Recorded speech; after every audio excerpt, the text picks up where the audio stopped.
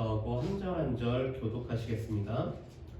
무리 중에 한 사람이 이르되 선생님 내 형을 명하여 유산을 나와 나누게 하소서 하니 이르시되 이 사람아 누가 나를 너희의 재판장이나 물건 나누는 자로 세웠느냐 하시고 그들에게 이르시되 삼가 모든 탐심을 물리치라 사람의 생명이 그 소유에 넉넉한 데 있지 아니하니라 하시고 또 비유로 그들에게 말하여 이르시되 한 부자가 그 밭에 소출이 풍성하매 심중에 생각하여 이르되 내가 곡식 쌓아둘 곳이 없으니 어찌할까 하고 또 이르되 내가 이렇게 하리라 내 곡간을 헐고 더 크게 짓고 내 모든 곡식과 물건을 거기 쌓아두리라.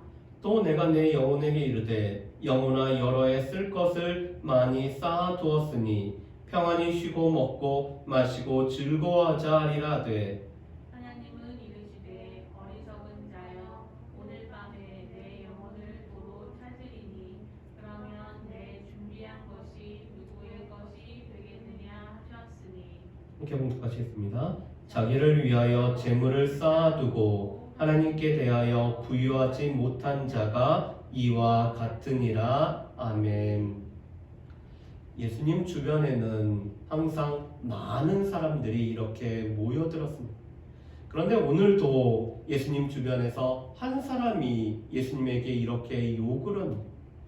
선생님, 우리 형에게 명하여서 유산을 나누게 해달라고 이렇게 요청을 하고 있었습니다. 당시에 많은 사람들은 자신의 문제를 해결하기 어려울 때 이 랍비들, 선생님들을 찾아가서 요청을 하고는 했습니다. 그런데 이 사람에게도 형이 한 명 있는데 이 형이 어떠한 이유로 유산을 나눠주는 것을 자꾸 거절을 했습니다. 그래서 이 사람이 생각하기를 내 스스로는 해결할 수가 없으니 저 많은 사람들이 모여드는 예수님한테 가서 오늘 이 일을 해결해달라고 요청해야겠다라고 생각하고 예수님한테 요청을 합니다. 그런데 예수님이 이 사람에게 이렇게 얘기합니다. 이 사람아, 누가 나를 너희의 재판장이나 물건 나누는 자로 세웠느냐 하시고 오늘 예수님의 말씀은 조금 이해가 안 됩니다.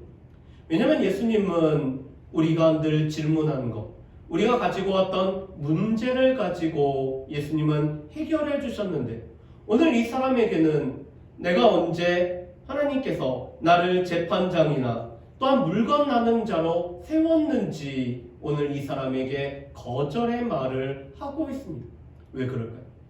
많은 사람들이 예수님 앞에 나오는 이유는 각각의 이유 때문에 나왔습니다.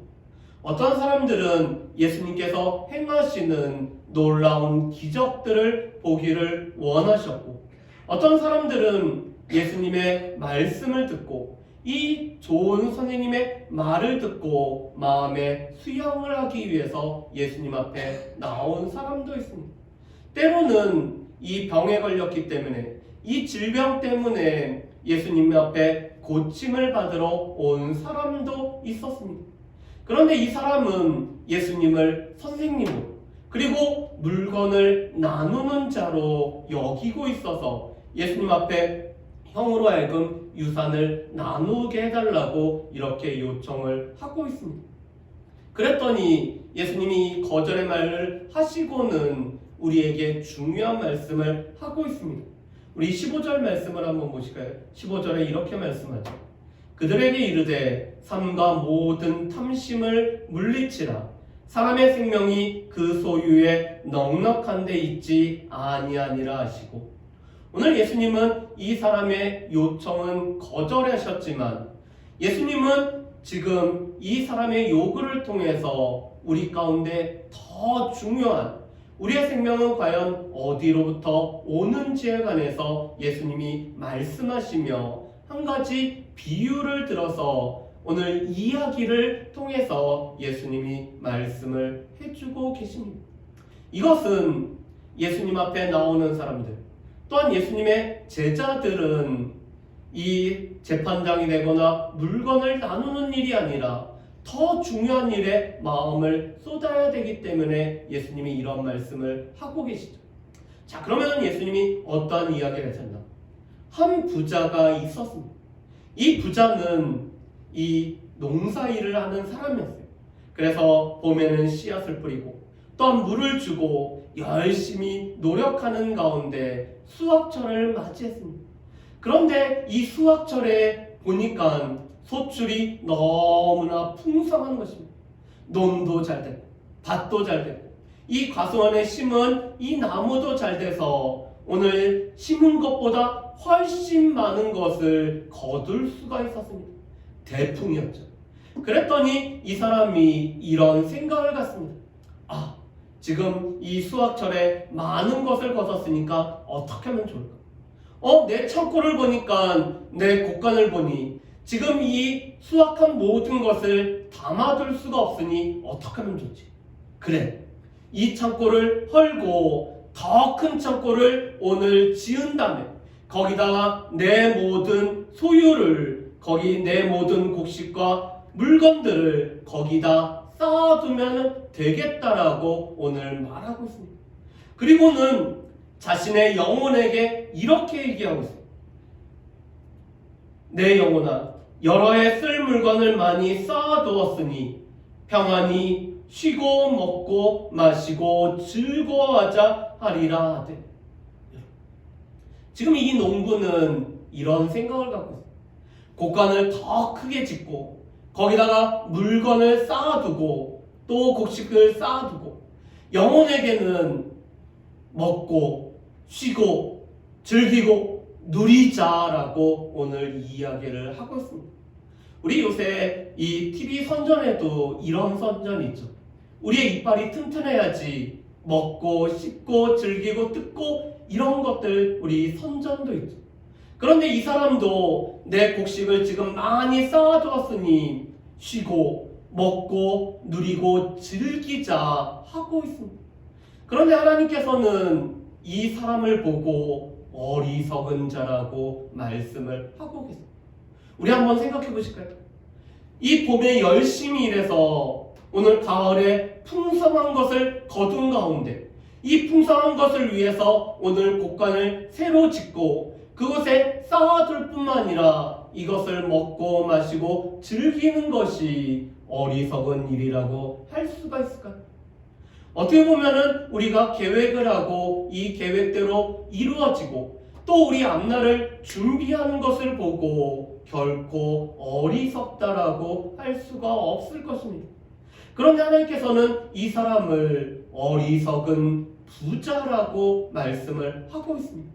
그렇다면 도대체 왜 이 사람이 어리석은 부자가 됐을까?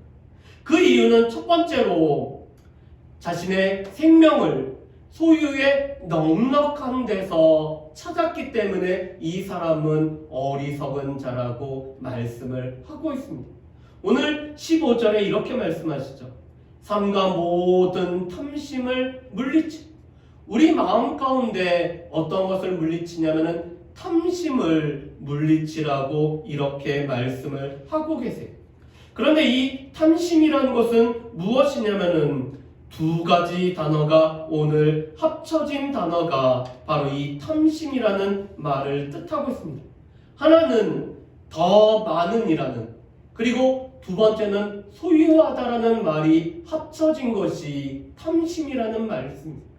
탐심이라는 것은 더 많은 것을 소유하고자 하는, 더 많은 것을 가지고자 하는, 더 많은 것을 나를 위해서 가지고 하는 것을 보고 탐심이라고 말씀합니다. 그런데 이 탐심이 우리에게 생명을 주지도 않는데 우리는 넉넉한 것, 소유 가운데서 우리가 생명을 가질 수 있다라는 이런 어리석음을 갖고 있기 때문에 오늘 하나님께서는 이 부자를 어리석은 자라고 말씀하죠. 우리 주변에 보면은 가진 것을 자신과 동일하게 여기는 사람들이 있어요. 그래서 더 넓은 집에 살고 더 좋은 자동차를 가지고 더 많은 것을 가지는 것이 내가 된다라고 생각하는 사람들이 있습니다. 그리고 더 많은 것을 가지면은 우리가 뭐든지 할 수 있다라고 하는 이런 사람들이 있어요.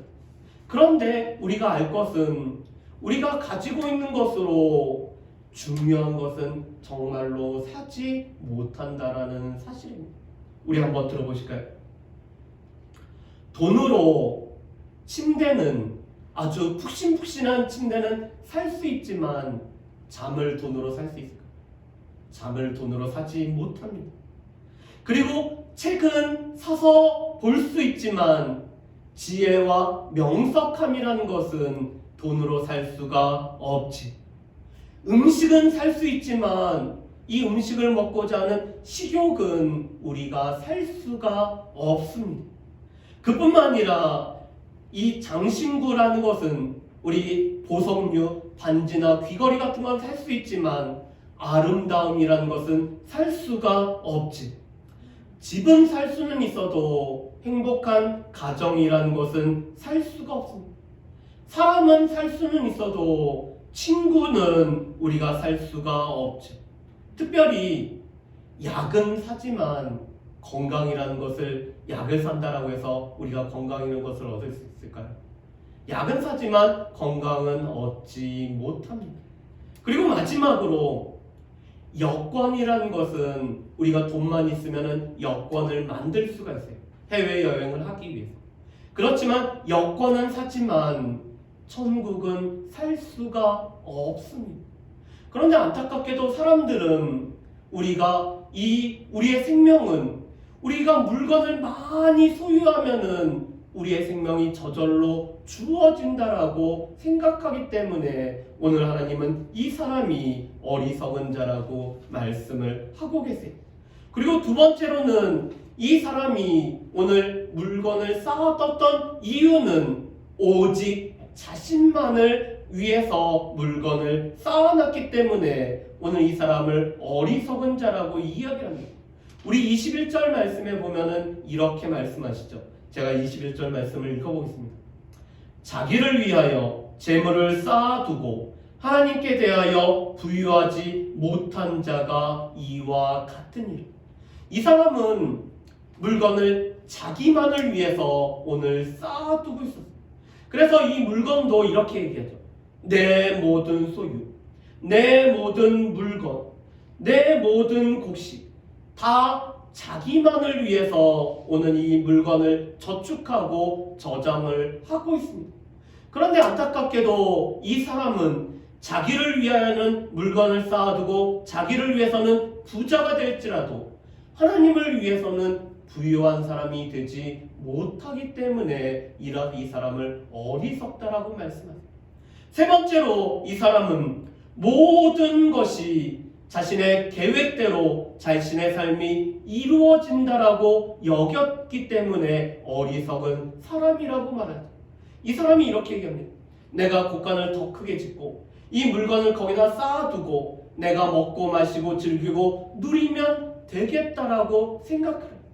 그런데 하나님께서는 이렇게 말씀하시죠.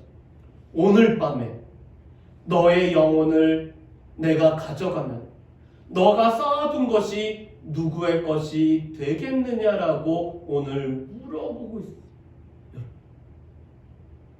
내가 계획을 아무리 잘 짤지라도 내가 계획을 잘 짜고 또한 곳간을 짓고 내가 이것을 즐기고자 하더라도 하나님께서 밤중에 이 사람을 데려가시면은 이 사람에게 죽음을 허락하시면은 이 사람이 지금까지 쌓아두었던 모든 것이 누구 것이 될까요? 이 사람이 죽을 때가 되어서 자신이 쌓아둔 것을 자신의 이 관 속에 같이 넣어가지고 갈 수가 있을까요? 그러지 못합니다. 그런데 이 사람은 내가 계획을 세우면은 다 모든 것이 이루어진다라고 오늘 생각을 하고 있습니다. 그런데 야고보서에서도 그런 말씀이 있으세요. 야고보서 4장 말씀에 보면은 이런 사람이 있습니다. 한 사람이 멀리 여행을 가서 그곳에서 장사를 하여서 이득을 남길 거라고 이런 생각을 가지고 있습니다. 그런데 우리는 내일 일을 알지 못하는 우리의 생명은 잠깐 보이다가 없어지는 안개라고 야고보서 4장 13절에서는 우리에게 말씀하십니다. 우리가 내일 일을 자신할 수가 있을까요? 오늘 건강하다고 해서 내일도 우리가 건강하다라고 우리가 자신을 할 수가 있을까요? 오늘 내가 모든 것을 다 쌓아뒀다라고 해서 그 쌓아둔 것이 다 나한테 소용이 된다라고 우리가 자신을 할 수가 있을까요? 우리는 내일 일을 알지 못해요. 내일 일에 어떤 일이 생길지도 모릅니다. 그래서 성경에서는 우리의 삶을 안개로 비유를 하고 있어요. 우리 이 물가에 보면은 안개가 자욱하죠. 그런데 태양이 높이 뜨면은 이 자욱한 안개가 언제든지 사라져버립니다. 어느 순간에 살아버리죠. 그런데 우리의 인생이 이 안개와 같다라고 말씀하세요. 내일 일을 자랑할 수, 내일 일을 우리 마음대로 할 수 없는 인생이라고 말씀을 하고 있습니다. 그리고 마지막으로 오늘 이 사람은 무엇보다도 하나님께 대하여 부유하지 못하기 때문에 어리석은 자라고 말씀을 하고 있습니다. 그렇다면은 어떻게 해야지 우리가 하나님께 부유한 자로 우리가 살 수가 있을까? 제일 중요한 것은 우리의 생명이 어떻게 얻어지는지를 우리가 알아야 돼. 우리의 생명은 우리의 소유의 넉넉한 대로 우리에게 주어지는 것이 아니라 우리 가운데 생명으로 오신 예수님을 우리가 믿고 우리의 마음에 영접해야지만이 우리의 생명이 우리에게 주어집니다. 예수님은 이렇게 말씀하셨어요.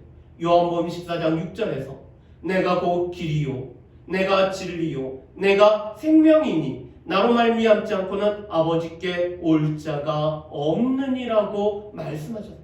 하나님께 가야지만이 우리에게 생명이 주어지는데 이 생명을 얻을 수 있는 유일한 길이 예수님을 믿어야지만이 하나님 앞에 나아가는 길이 되고 예수님을 우리가 믿어야지만이 우리가 생명을 누릴 수 있는 예수님이 곧 길이요 진리가 되시고 생명이 되신다라고 말씀을 하십니다. 그래서 우리의 생명은 소유에 있는 것이 아니라 우리의 생명은 우리가 예수님을 알고 예수님을 믿는지 여부에 우리의 생명이 달려있음을 우리는 분명히 기억을 해야 됩니다. 두 번째, 우리가 탐심을 물리치고 우리 자기 자신을 위해서 재물을 쌓지 않는 일들이 필요해요. 그런데 우리의 탐심은 만족함이 없다라는 것이 특징입니다. 우리가 얼마만큼 가지고 있어야지 우리가 만족하는 삶을 살아갈 수 있을까요? 그런데 우리는 얼마만큼 가져야지 만족한다라고 우리가 할 수가 없죠. 그래서 이 탐심을 잠언서에서는 이렇게 비유를 합니다. 거머리로 비유를 했어요. 다오. 계속 달라고 요구하는 것이 우리의 탐심이라고 이렇게 말씀을 하세요. 그런데 우리의 탐심을 우리가 줄일 수 있는 방법은 나눠주고 베풀어주는 삶을 살아갈 때만 우리는 탐심으로부터 우리가 자유를 할 수가 있습니다. 그뿐만 아니라 하나님께서 우리 삶에 필요한 것들을 우리가 누리고 만족하는 자족하는 삶을 살아갈 때 우리가 이 탐심으로부터 우리가 자유로울 수가 있죠. 뿐만 아니라 내가 계획하는 것은 하나님께서 인도하실 때만이 온전히 이루어진다는 것을 우리가 기억하는 삶이 우리 가운데 필요합니다. 우리가 계획할지라도 우리의 발걸음을 인도하시는 분은 하나님이시기 때문에 우리가 계획한 것을 하나님 앞에 맡기는 삶을 살아가야지만이 우리가 됨을 보게 됩니다. 마지막으로 하나님께 부유하는 삶은 하나님 사랑과 이웃 사랑을 우리가 살아갈 때 우리가 하나님 앞에 부유할 수가 있습니다. 예수님은 우리의 보물을 하늘에 쌓아두라고 말씀합니다. 이 땅에 쌓아두면은 이 땅에 있는 것은 좀과 동록이 이 땅에 쌓아두는 것은 영원하지 않기 때문에 좀이 슬고 오늘 녹이 슬고 오늘 벌레가 먹는 이런 일이 있지만 우리가 보물을 하늘에 쌓아두면은 우리의 보물은 영원하다라고 말씀하세요. 그런데 그러기 위해서는 하나님 나라를 구하고 하나님의 의를 구할 뿐만 아니라 하나님께서 우리에게 선한 이 많은 물질은 준 것은 선한 일을 행하고 선한 사업에 부하도록 우리에게 주신 거기 때문에 우리의 물질을 선한 일에 또한 선한 사업에 사용하는 것이 바로 하나님 앞에 부유한 삶을 살아갈 수 있음을 말씀을 하고 있습니다.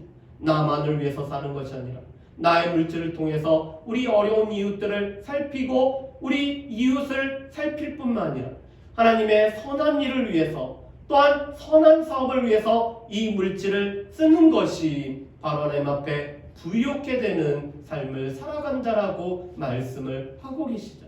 바라기는 모든 주의 백성들이 우리의 생명이 우리의 소유에 넉넉한 데 있지 않다는 것을 기억하면서 우리의 생명은 예수님을 믿고 예수님을 우리의 마음에 모셔야지만이 또 예수님을 나의 구주로 모셔야지만이 우리에게 생명이 주어질 뿐만 아니라 우리가 이 탐심을 물리칠 뿐만 아니라 하나님 앞에 부유한 삶을 살아갈 수 있는 저 여러분들이 되시기를 주님의 이름으로 축복합니다. 아멘. 우리 이 시간에 함께 우리 찬양하도록 하겠습니다.